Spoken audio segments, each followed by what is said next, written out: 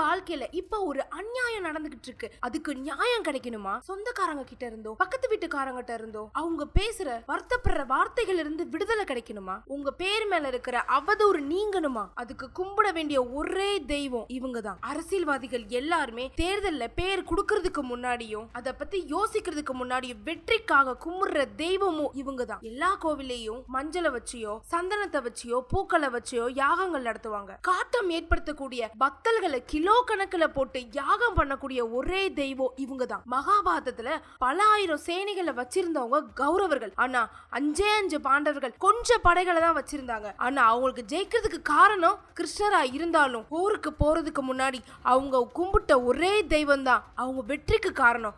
அந்த தெய்வமும் இந்த தெய்வம் தான். ராமாயணம் நடக்கிற காலத்துல நம்ம கண்டிப்பா தோத்துருவோன்னு ஹனுமனும் ராமரும் லக்ஷ்மணரும் நினைச்சு பயந்த கடவுள் இவங்க தான். 1000 தலைகளோடையும் 2000 கைகளோடையும் பிறந்த ஒரே பெண் தெய்வம் இவங்க தான். ஆனை விட பெண் ரொம்ப பலசாலின்னு பெருமாளையே எதிர்த்து நின்னு சண்டை போட்ட ஒரே பெண் தெய்வம் இவங்க தான். அவங்கள பத்தியும் அவங்களோட தோற்றத்தை பத்தியும் அவங்கள எப்படி கும்பிடணும்ன்றத பத்தியும் அவங்கள தினமும் வழிபடுறதுக்கான ஒரு சின்ன மந்திரத்தையும் இந்த வீடியோல நான் சொல்ல போறேன். இந்த கதையை கேட்கறதுனாலயும் இந்த மந்திரத்தை கேட்கறதுனாலயும் உங்க மேல இருக்க அவதூறும் உங்க மேல இருக்க பழியும் உங்களை சுத்தி இருக்க கெட்ட எதிர்மறை எண்ணங்களும் உங்க எதிரிகளும் அழிவாங்க. எல்லா பிரச்சனைகளும் தீர்ந்துருன்ற நம்பிக்கையோட இந்த கதையை கேட்க ஆரம்பிக்கிறவங்களுக்கு நல்லதையும் நடத்தி கொடுப்பா அந்த பிரத்திங்கரா தேவி. ஆமாங்க, நம்ம இன்னைக்கு இந்த வீடியோல பிரத்திங்கரா தேவி அம்மனை பத்தி தான் பார்க்க போறோம். வீடியோவை ஸ்கிப் பண்ணாம கண்டினியூவா பார்த்து அந்த கதையையும் மந்திரத்தையும் வழிபாட்டு முறையையும் தெரிஞ்சுக்கோங்க. இந்த வீடியோவை பார்க்கிறதுக்கு முன்னாடி நம்ம சேனலை சப்ஸ்கிரைப் பண்ணாதவங்க சப்ஸ்கிரைப் பண்ணிருங்க.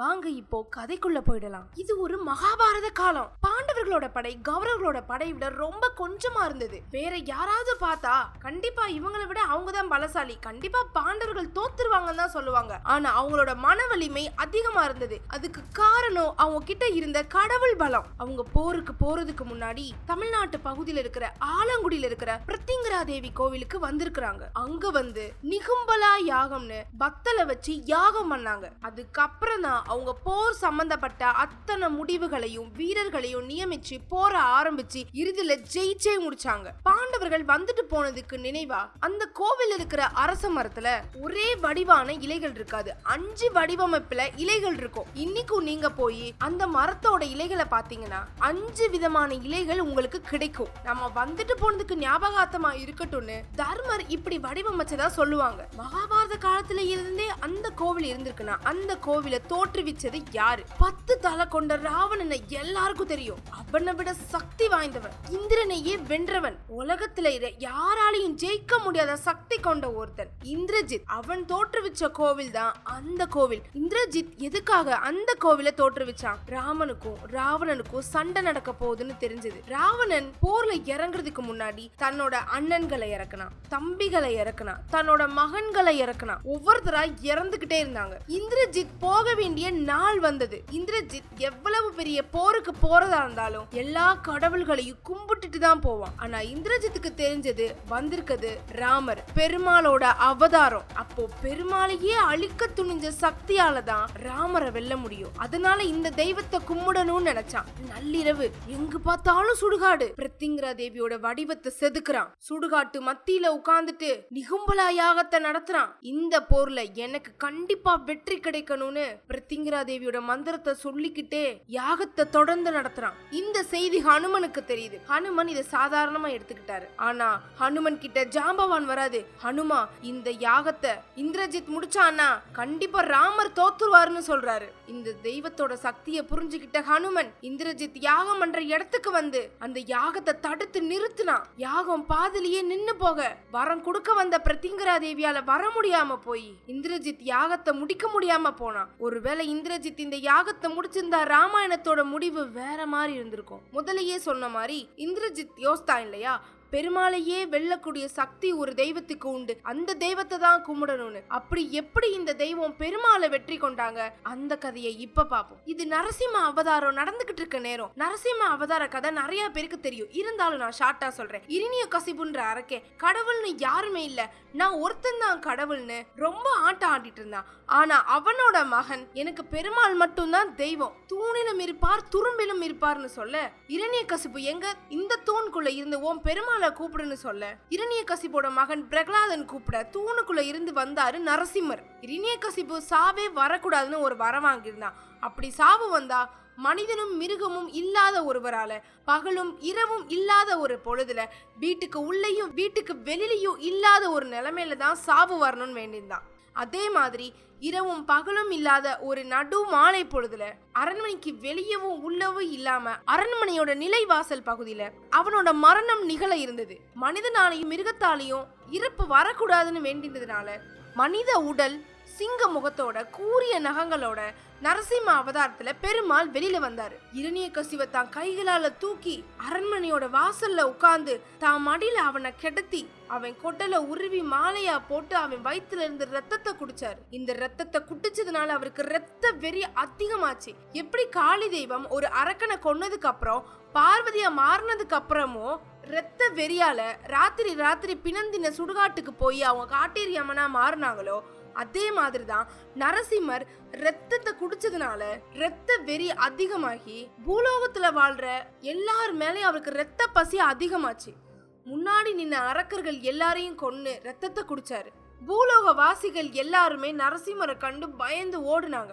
இப்போ எல்லாரும் போய் சிவன் கிட்ட போய் மன்றாடி நிக்கிறாங்க, சிவபெருமானே உங்களால மட்டும்தான் இந்த பிரச்சனைக்கு தீர்வு சொல்ல முடியும்னு. சிவன் யோசிக்கிறாரு. அவர் எடுத்தது சிங்க அவதாரம், அதை விட ஒரு பலம் வாய்ந்த அவதாரம் எடுத்தாதான் அவரை வெற்றி கொள்ள முடியும்னு சிவன் சிங்க உருவம் பெரிய ரெக்கைகளை உடல்ல பொருத்திக்கிட்டோம் சரபேஸ்வரரா மாறினாரு. அத சரபம்னு சொல்லுவாங்க. நரசிம்மர் முன்னாடி சரபேஸ்வரர் போய் நிக்கிறாரு. இத பார்த்த நரசிம்மர் கோபமாகிறாரு. நரசிம்மர் தன்னோட உடம்புல இருந்து ஒரு சக்தியை அனுப்புறாரு. அது கண்ட பேருண்டம்ன்ற ஒரு பட்சியை உருவாக்குது. அதுக்கு 2 முகங்கள் இருக்கும், பெரிய ரெக்கைகள் இருக்கும். யானையை விட பெருசு யாழி, யாழிகளை விட பெருசு இந்த கண்ட பேருண்டம்னு சொல்றாங்க. இந்த கண்ட பேருண்டம் சரபேஸ்வரரை தாக்க வர்றதுக்கு முன்னாடி சரபேஸ்வரர் தன்னோட நெற்றிக்கண்ல இருந்து பிரத்யங்கரா தேவியை தோற்றுவிக்கிறாரு. பிரத்யங்கரா தேவி அவரோட ரெக்கையில ஒருத்தவங்களும் கூட சொல்லுவாங்க. பிரத்யங்கரா தேவி வெளியில வர்றப்போ 2000 தலை 1000 சிங்க முகங்களோட 2000 கரங்களோட இருந்தாங்கன்னு சொல்லுவாங்க. இந்த கண்ட பேருண்டத்தை விட பெருசா இருந்த பிரத்யங்கரா தேவி கண்ட பேருண்டத்தை மொத்தமா முழுங்கி சாந்தி ஆயிடுறாங்க. இத பார்த்த நரசிம்மருக்கு அப்பதான் சாந்தமாகணும்னு தோணுச்சு. இப்போ நரசிம்மர் முன்னாடி சரபேஸ்வரரும் பிரத்யங்கரா தேவியும் நிக்க நரசிம்மர் தன்னோட உருவத்தை மாத்திட்டு பெருமாளா காட்சி கொடுத்தாரு. இப்படி பெருமாளோட கோபத்தை குறைச்சி அவர் உருவாக்குன கண்ட பேருண்டத்தை சாப்பிட்ட பிரத்யங்கரா தேவி எல்லாத்த விட பெரிய கடவுள்னு சொல்றதுல எந்த தப்பும் கிடையாதுன்னு தான் நிறைய பேருக்கு தோணும். இந்த அம்மனுக்கு அமாவாசை அன்னைக்கு பத்தல்ல யாகங்கள் நடக்கும். அதுல இருந்த அம்மனோட சக்தி மொத்தமா வெளிப்படும்னு சொல்லுவாங்க. சாதாரணமாவே ஒரு 50 வத்தல்ல வானல்ல போட்டாலே நெடி ஏறி நம்மளால நிக்க முடியாது. ஆனா கிலோ கணக்குல நெருப்புல வத்தல்களை போடுறப்பையும் ஒரு கரும்புகையும் வராது, ஒரு கண்ணெரிச்சலும் வராது. அத்தனையும் அந்த தாய் ஏத்துக்குவாங்கன்னு அந்த பூஜையில உட்கார்ந்துருக்க எல்லாரும் சொல்லுவாங்க. அவங்க பக்தைகள் கேட்டதை கொடுப்பாங்க. அவங்களோட பக்தர்களுக்கு தொந்தரவு தர்றவங்கள மொத்தமா அழிச்சிருவாங்க. ரொம்ப சக்தி வாய்ந்தவங்களும் சாந்த குணம் கொண்டவங்களும் தான் இந்த பிரத்யங்கரா தேவி. இந்த அம்மனை வழிபடுற முறையை நான் சொல்றேன்.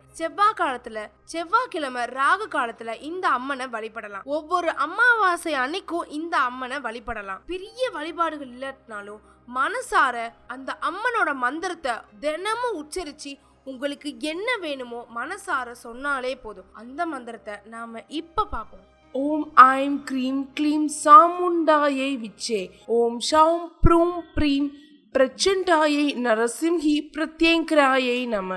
ஓம் ஐம் க்ரீம் க்ளீம் சாமுண்டாயை விச்சே ஓம் ஷௌம் ப்ரூம் ப்ரீம் பிரச்சண்டாயை நரசிம்ஹி பிரத்யங்கராயை நம. ஓம் ஐம் க்ரீம் க்ளீம் சாமுண்டாயை விச்சே ஓம் ஷௌம் ப்ரூம் ப்ரீம் பிரச்சண்டாயை நரசிம்ஹி பிரத்யங்கராயை நம.